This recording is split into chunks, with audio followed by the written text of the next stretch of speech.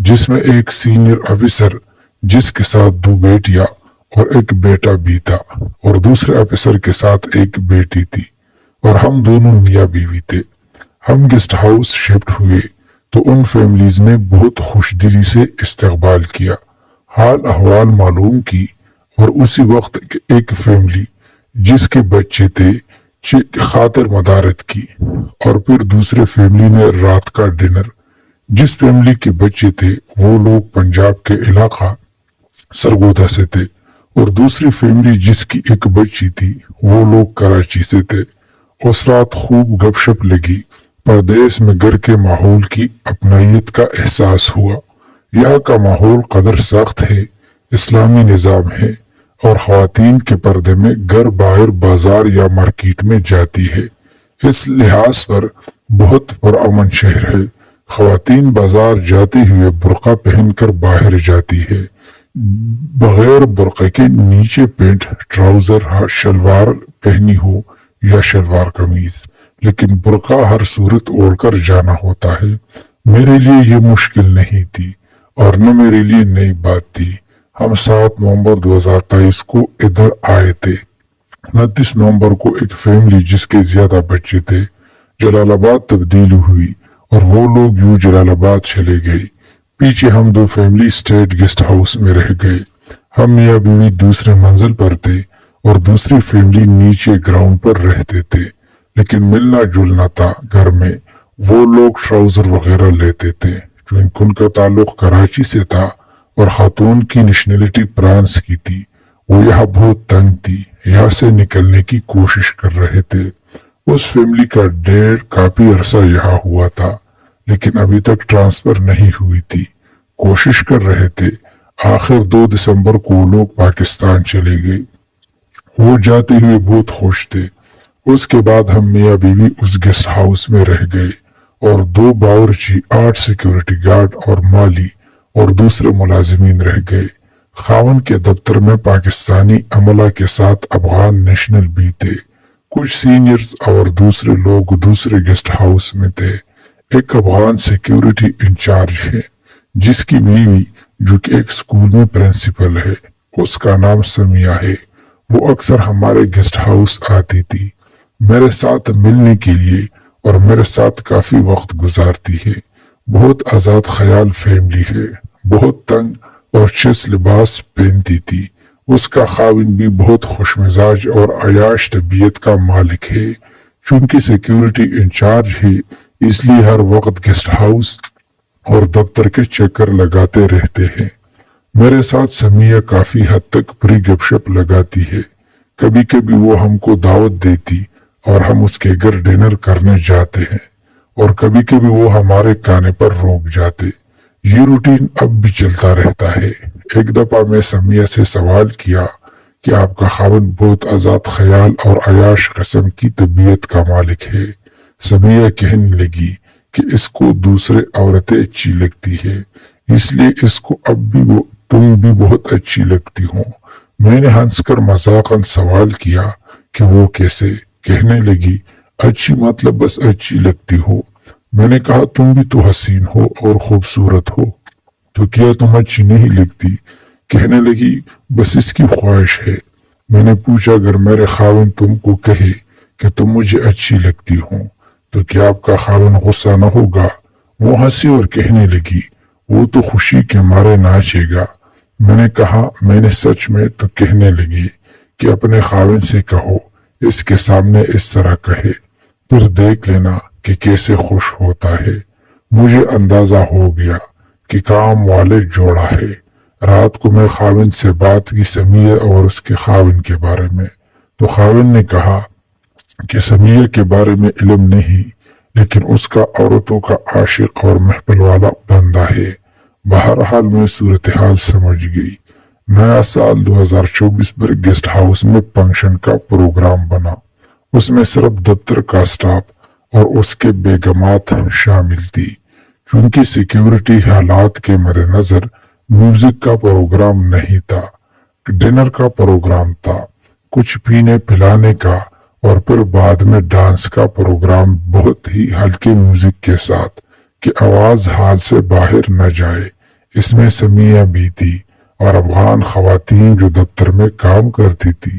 سمیہ کا خاوند پھر قریب قریب ہوتا تھا، لیکن ان افسران میں ایک افسر نے جو میرے خاوند کے ساتھ تھا اور خوب گپ شپ لگاتے تھے، میں نے نوٹ کیا ان تمام خواتین جو تقریباً 16 کے قریب تھی، اس میں اور دو اور ایک پاکستانی اور ایک افغانی خواتین نمایاں تھی، اس لیے کہ ہمارے تینوں کا بڑا بڑا جسم، بڑے بڑے چھاتی، ابری ہوئی بیک اور تنگ اور چست لباس کی وجہ سے سب افسروں کے نظر میں تھے۔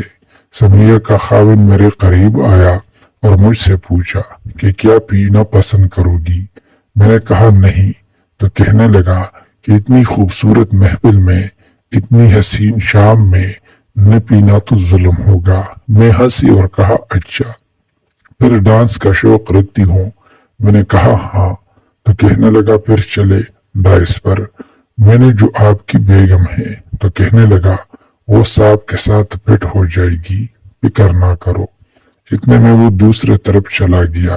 میرے خاوند کے ساتھ جو افسر بیٹھا تھا میرے خاوند کے ساتھ میرے پاس آئے تو خاوند نے کہا کہ یاسمین یہ جیلانی صاحب ہے، میرے کہتے ہیں کہ میرے ساتھ ڈانس کرو۔ میں نے کہا ٹھیک ہے۔ وہ مجھے ڈائس پر لے گیا، سب لوگوں نے تالیاں بجائی اور خوب پذیرائی کی۔ ہلکے میوزک کے ساتھ ٹوئسٹ ڈانس شروع کیا۔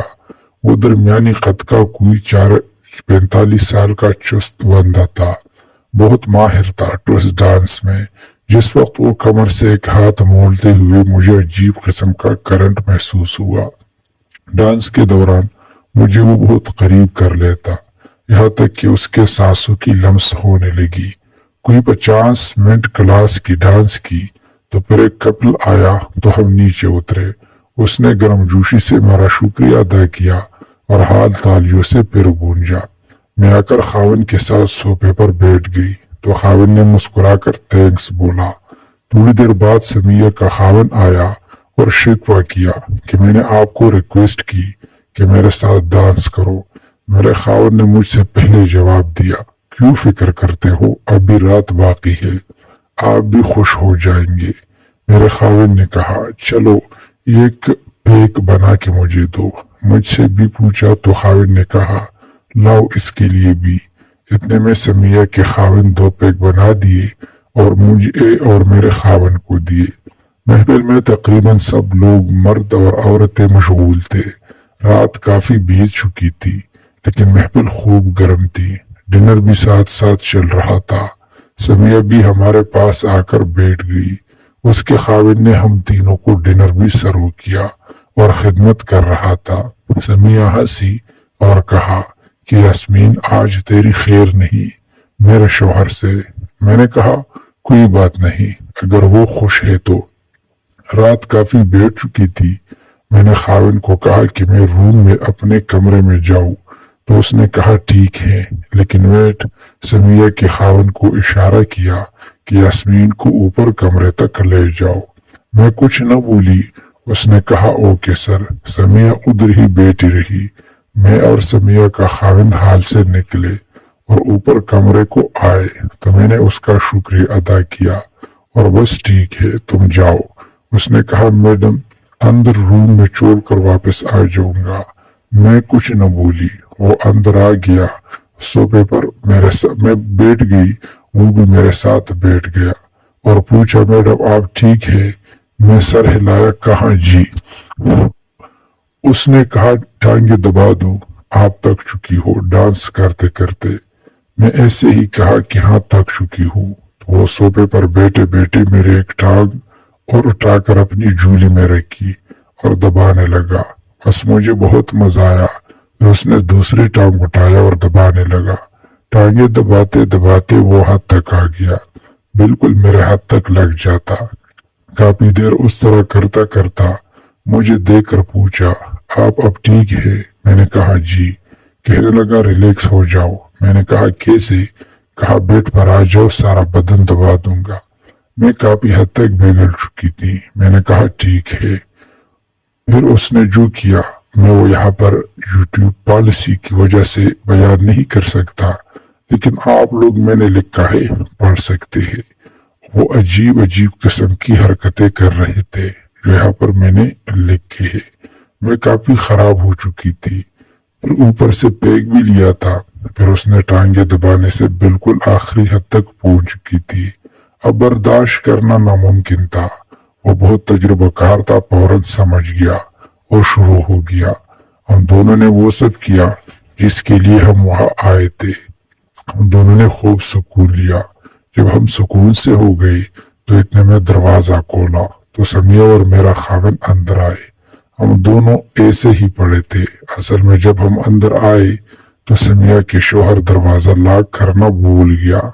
بہرحال سمیہ اور میرے خاوند نے دروازہ لاک کیا اور دونوں آ گئے۔ سمیہ ہنسی اور کہا کہ میں نے کہا تھا کہ آپ کا دیوانہ ہے۔ میں نے پوچھا کہ آپ کا کوئی پلاننگ تھی تو کہنے لگی بالکل نہیں، بس یہ ایک اتفاق تھا۔ اب میرے اور آپ کے خاوند کی باری ہے۔ میں نے کہا ٹھیک ہے۔ اس نے جب میرے خاوند کو دیکھا تو وہ ہنس پڑی، بولی یہ کیا چیز ہے؟ اس نے تو ابھی تک سر بھی نہیں اٹھایا۔ اس نے بہت کوشش کی لیکن میرا خاوند ٹس سے مس نہیں ہوا۔ آخر میں وہ دل برداشتہ ہو کر میرے خاوند سے کہنے لگی، تو تماشا دیکھ، میرا خاوند اب میرا اور تیری بیوی کا ایک ساتھ کیا حشر کرتا ہے۔ میرے خاوند نے کہا چلو شروع ہو جاؤ۔